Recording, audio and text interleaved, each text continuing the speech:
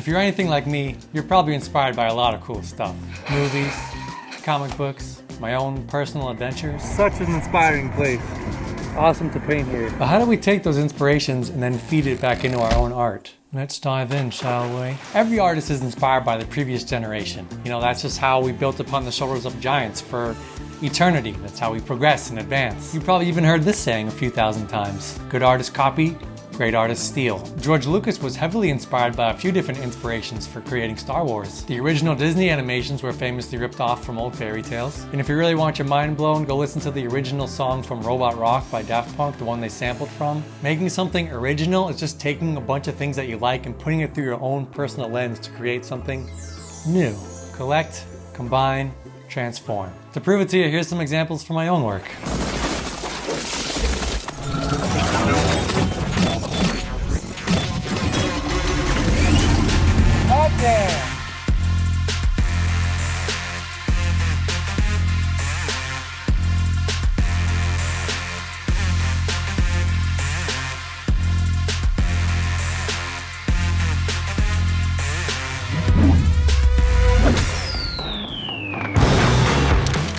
Today I'm going to focus on how I made my latest short film, my last video, a cowboy action adventure movie with a YouTube collab painting, and how I applied some of my favorite inspirations to make something new and fun. I'm mostly going to be talking about filmmaking, but you can apply this to any art form that you're working on. I actually think cross-contaminating resources is some of the best way to gather inspiration. It'll give you insight into things that you never even would have thought of before. So, I've been making movies since I was 13 years old. Oh, gadgets to help you on your mission. Oh man, it's uncanny how little anything has actually changed. Seriously? What the f*** is this, mate? My name's Hank. I'm a professional hanger. Got to get back to our lair. I'll be there as quick as possible. But it's always been an obsession of mine, as well as painting and making art. And it's exciting for me that I continue to get to merge them together into one art form and create stuff that tickles both my passion. But this shouldn't be a surprise to you if you've been a fan for a little while. Go check out Kiptoe vs. Robot from 2018 if you don't know what I'm talking about. I know you're gonna like it. Alright, so inspiration. Where do we start? Well, let's start with what I have available. Where do I live? I live in Joshua Tree, in the desert. There are so many cool locations to film out here and gather inspiration from. Okay, what else do I have? Well, I have that cool cowboy hat that was gifted to me when I did that big mural in Texas a little while back. Let's make that a character. And I like to distinguish the characters I play with easy but fun names. Kind of like Peter Parker, Bruce Banner, Matt Murdock. So Kiptoe, I don't know, Butch Cassidy. How about Kip Cassidy? That sounds cool. Quick little Google search. It's not taken? Let's run with it. What else? Well, I have this cool computer set up here that I can use as some sort of hacker station for another hacker computer character or something like that. I was initially inspired by some Tarantino style mixed with the James Gunn Suicide Squad, mixed with the Marvel scene where Agent Coulson finds Thor's hammer for the first time.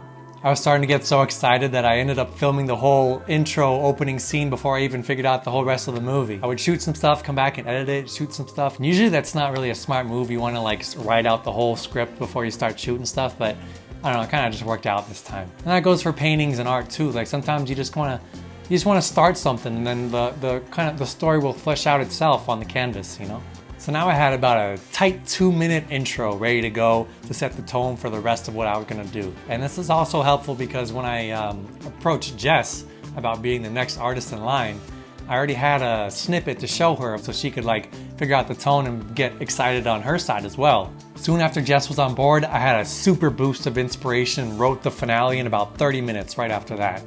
It wasn't perfect and was still kind of basic, but I had some nice bare bones to kind of flesh out the rest of the story in the third act. And for the second act, when he starts painting in the studio, I thought, well, instead of doing like a voiceover, that doesn't really fit the narrative of what I'm going for. How about he does like a phone call? You know, he's still narrating the process, but it's through a phone call the entire time, and it links the entire movie together. For this, I took inspiration from the movie Memento. For that movie, it's 2 different timelines spliced together, where one he's on the phone the whole time, and the other one he's going through his story, but like backwards. And at the end, those timelines merge together. So with all these ideas rolling, with the phone call, connecting everything together, and the third act kind of written out, I went to the store to grab another one of those cap guns that I used in the intro there, so I could have some weapons for the bad guys. Unfortunately, I got there and they were all sold out.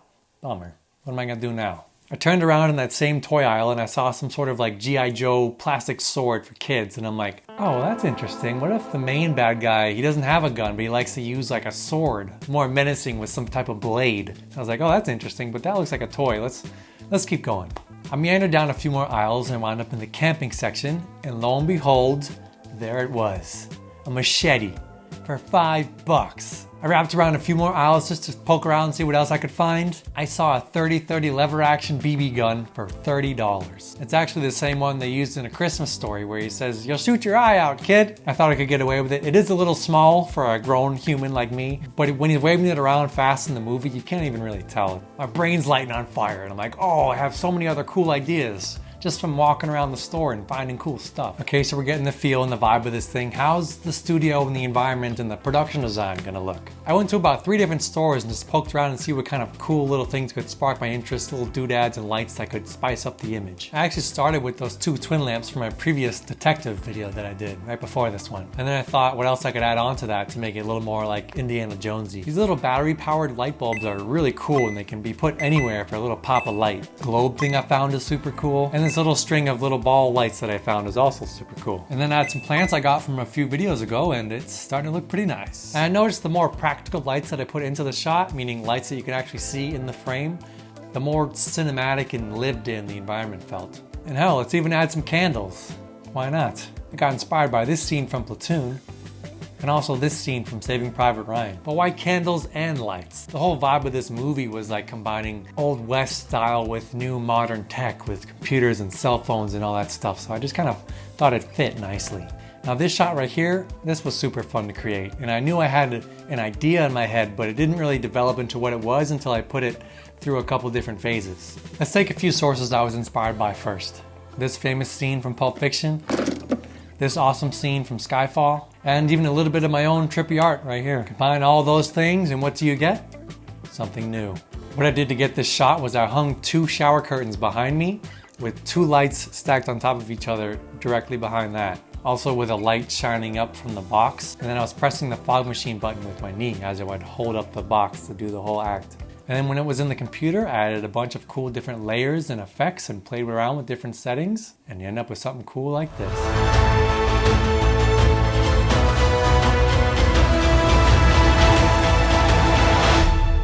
So now that you're using all this inspiration to upgrade your artwork, you're probably going to have people reaching out to you to hire you to do all this cool stuff. It is essential in this day and age to have your own website to host your creative business if you really want to be a professional. So let's take a look at how you can upgrade your online business using the best website builder out there, Zyro. It is by far the quickest and easiest way for anyone to start building their website instantly. I can just choose a template from the hundreds that they have available and immediately get to work customizing it however I want. I can change colors, fonts, layouts, styles, and it's super affordable, making it the best choice I've ever worked with when creating a website. I can make this one for less than $3 a month. And if you want to start selling your merch and making back that chump change, they have some of the best e-commerce options available to start selling your products right away. And if you do have any questions, they have 24/7 customer support, so they're always there to help you out, along with a 30-day money-back guarantee, so there's really no risk to try this. And now you can use Zyro's exclusive discount plus a custom domain and 3 months free with any yearly plan. Just click the link in my description right down there. Use the code Kiptoe at checkout to grab those savvy savings. Start building your website today. Thanks to Zyro for sponsoring this video. Let's head back to the inspiration. So let's get into a little writing and story and editing here. And so when we shot that initial finale 3rd act there, Pop the trunk! I hadn't changed the script much. It was still that kind of basic premise. What does it look like if it is? What about here? Pretty badass. And we only had about 3 hours to shoot. Bang!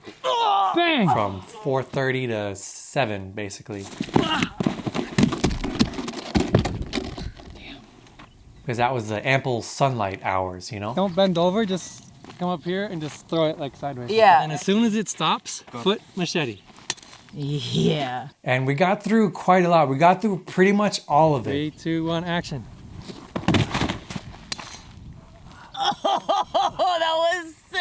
But when I got home and I started editing the sequence, it just like ran right through it. There was no pacing at all, no tension, no drama, nothing. And so I was kind of like, okay, that's not how I wanted it to go. How can I stretch this out create some tension, create some drama, you know, emotion. So with a couple changes to the script and a couple rewrites, adding some things here and there, I wrangled up my friends again and we went out and shot a second time, doing a bunch of pickups for creating that tension. You got my respect, Kip. You use your talents, and I'll use mine. Like, this is like the philosophical moment, right? And I'll use mine. I want it to be here, okay? Okay. And I'll use mine. Awesome. Instead of like inspecting it, I want it to be like your best friend. And I'll use mine. That was really, really good, man. As you say, like, and I use mine, you kind of like glancing back over at Kiptoe. And I'll use mine. Oh, fucking A, dude, that was sick as fuck.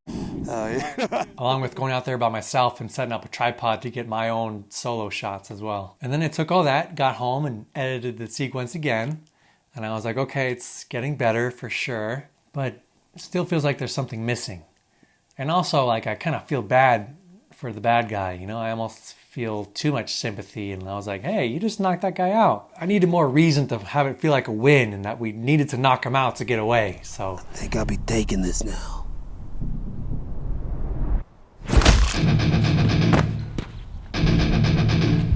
Wrote it again a third time, added a couple more lines in there. So I had Kevin come out for a third time for about an hour to capture the final dialogue and tension stuff that we needed to fit in there to make it work. And this was all a huge learning process for me about how to build tension when I'm writing the first time. I think I'll be taking this now. And if you get in my way, I'll take your life.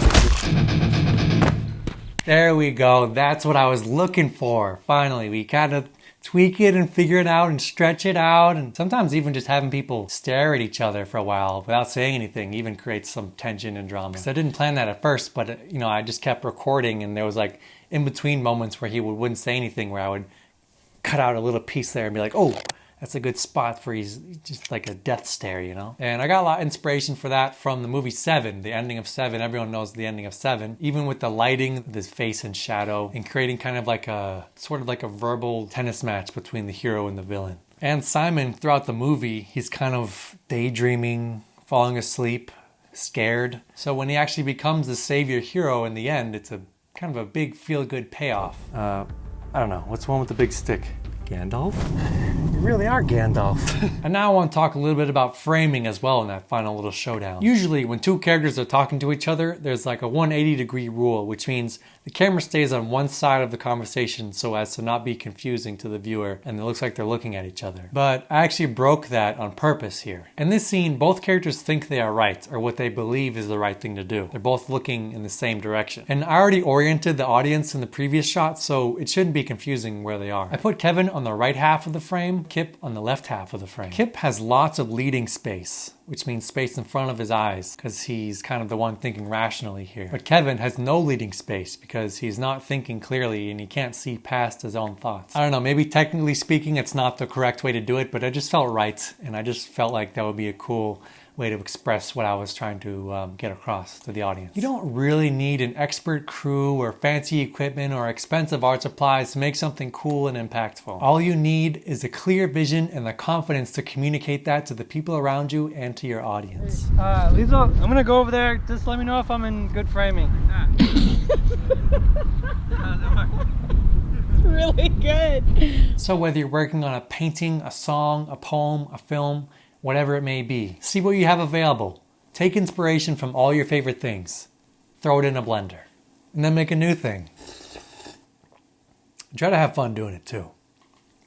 God, I love a good smoothie. My name's Kiptoe, and I'll see you next time. Put that in your pocket. Say nice try, cowboy, right? Exactly, just like that. That's what you want to do is you want to turn it clockwise to zoom in like this.